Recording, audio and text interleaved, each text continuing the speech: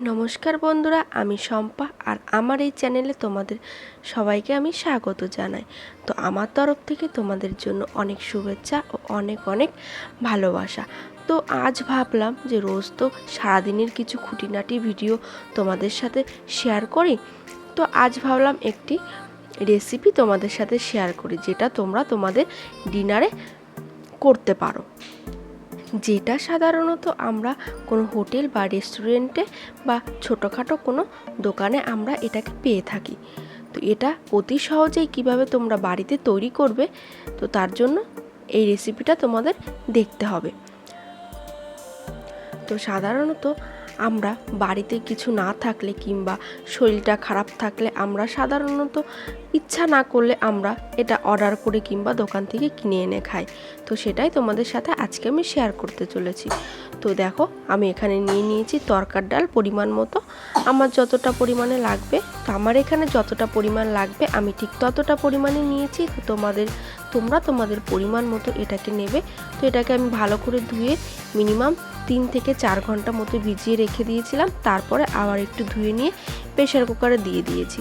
তো তোমরা চাইলে তোমাদের যদি হাতে কম সময় থাকে তো তোমরা এটাকে মিনিমাম আধা ঘন্টা মতো ভিজিয়ে রেখে তোমরা একটু প্রেসার কুকারে একটু বেশি সিটি দেবে, তাহলে এটা সিদ্ধ হয়ে যাবে, না গলবে না আস্ত থাকবে, যেরকম হওয়ার দরকার সেরকমই হবে। তো আমার হাতে যেহেতু টাইম ছিল, তো আমি এটাকে একটু বেশিক্ষণ ভিজিয়ে রেখেছিলাম। আর আমার এই প্রেসার কুকারে 4টে সিটি দিলে আমার এই ডালটা তৈরি হয়ে যাবে। তো তোমরা তোমাদের প্রেসার কুকার অনুযায়ী তোমরা সিটি দেবে, কেননা এক এক ধরনের প্রেসার কুকারে এক এক রকম সিটি লাগে। তো দেখো, আমার সিটি দেওয়া অলরেডি কমপ্লিট হয়ে এসছে। তো এবার আমি এখানে নিয়ে নিয়েছি, দেখো, পেঁয়াজ কুচি, আর এখানে নিয়ে নিয়েছি রসুন কুচি, আদা কুচি, লঙ্কা কুচি আর একটা গোটা টমেটো। তো তোমরা তোমাদের এগুলো স্বাদ মতোই তোমরা পরিমাণ মতো এগুলো ইউজ করবে। আর সাথে নিয়ে নিয়েছিলাম 2টো ডিম, কারণ আমার যতটা পরিমাণে তরকার ডাল ছিল আমার এখানে 2টো ডিমে হয়ে যাবে।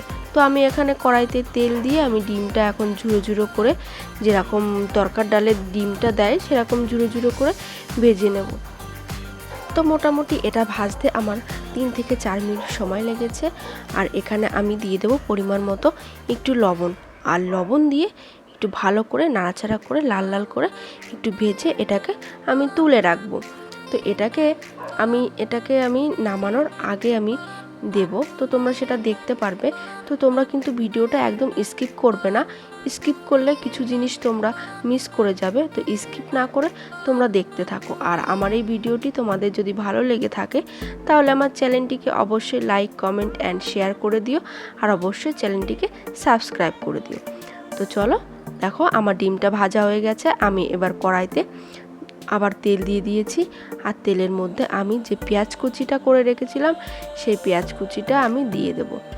আর এই পেঁয়াজ কুচিটা একটু লাল লাল করে আমি ভেজে নেব, একটু নেড়ে চেড়ে ভেজে নেব। তো এটাকে মিডিয়াম ফ্লেমে রাখবে, রেখে এটাকে তোমরা নেড়ে চেড়ে ভেজে নেবে। তো দেখো, আমার পেঁয়াজটা একটু লাল লাল হয়ে এসছে প্রায়। তো এটাতে আমি এবার দিয়ে দেব যে গোটা টমেটো কুচিটা করে রেখেছিলাম সেই টমেটো কুচিটা। তো টমেটো কুচিটা দিয়েও আমি একটু নাড়াচাড়া করে লাল লাল করে এটাকে আমি ভেজে নেব।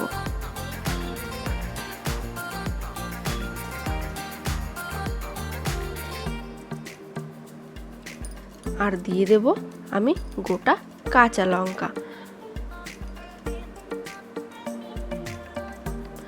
আর এদিকে ওটা ভাজতে থাকলো, আর এদিকে দেখো আমার ডালটা পুরো সিদ্ধ হয়ে গেছে। আমি মাত্র 4টে সিটি দিয়েছিলাম।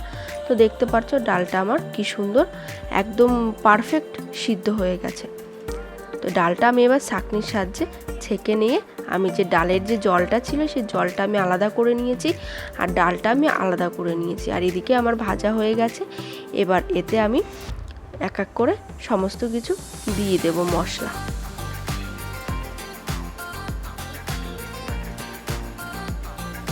দেখো, আমি রসুন কুচিটা এখানে দিয়ে দিয়েছি, আদা কুচি দিয়ে দিলাম, দিয়ে আবার নেড়ে চেড়ে একটুখানি সামান্য একটু জল দেবে তোমরা, যাতে মশলাটা একটু ভালো ভাজা ভাজা হয়। দিয়ে একটু ভালো করে নাড়তে থাকবে। আর দিয়ে দিলাম আমি সামান্য পরিমাণে লঙ্কার গুঁড়ো আর সামান্য পরিমাণে হলুদ গুঁড়ো।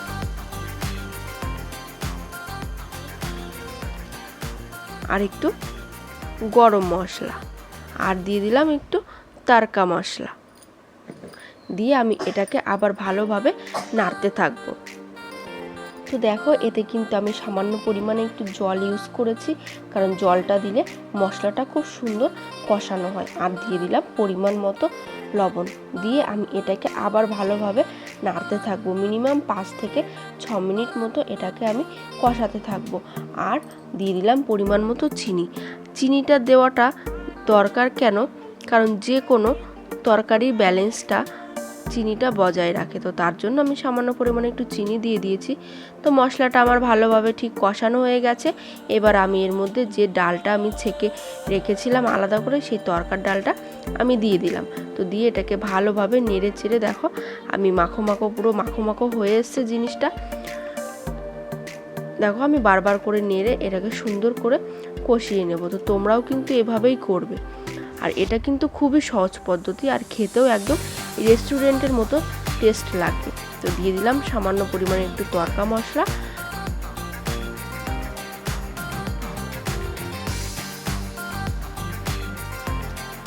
দিয়ে, আর দেখো যে জলটা আমি আলাদা করে রেখেছিলাম সেই জলটা একটু কালো লাগবে, একটু কালচে লাগে দেখতে, কিন্তু এই জলটাই কিন্তু তোমরা ইউজ করবে। আর যদি লাগে জল তো সামান্য পরিমাণে অন্য জল তোমরা ব্যবহার করতে পারো। তো জলটা দিয়ে দেখো আমি 5 মিনিট ঢাকা দিয়েছিলাম, তো সুন্দর ফুটে উঠেছে। আর যে ডিমটা আমি ভেজে রেখেছিলাম সেই ডিমটা আমি এর মধ্যে ওপর দিয়ে ছড়িয়ে দিলাম। তো এই তরকাটা তোমরা একদিনকে এই রেসিপিটা বাড়িতে একবার একটু ট্রাই করে খেয়ে দেখো, দারুণ লাগে খেতে। আর খুবই মানে সহজ পদ্ধতিতে তোমরা এই রেসিপিটা করতে পারবে আর খেতেও কিন্তু সুন্দর লাগবে। আর লাস্টে দেখো আমি একটু তরকা মশলা দিয়ে দিয়েছি।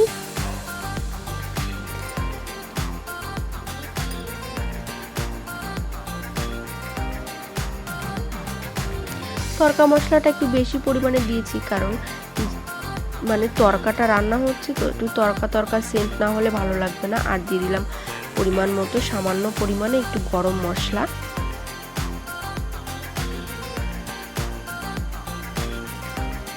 তো দেখো আমার তরকাটা প্রায় হয়ে এসছে,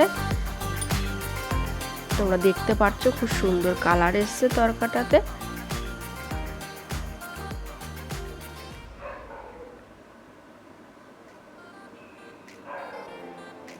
দেখো তো তোমরা চাইলে এই তরকাটাতে অবশ্যই ধনেপাতা কুচি কিংবা একটু কাসুরি মেথি অ্যাড করতে পারো।